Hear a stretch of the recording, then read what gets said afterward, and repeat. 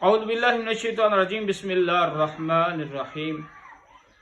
عزیزان محترم، آج جمعے کا دن ہے، جمعۃ المبارک مغفرت کا دن ہے اور ایک غریب کی عید کا دن ہے، غریب کے حج کا دن ہے۔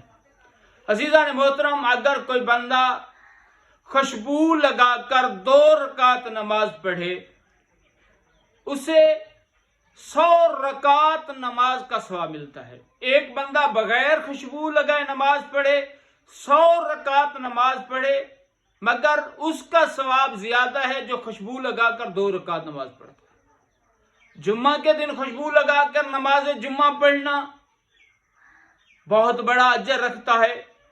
عزیزان محترم، یہ جمعے کا دن ایک افضل ترین اور سردار دن ہے، اور جمعے کا بہت بڑا عمل غسل جمعہ ہے۔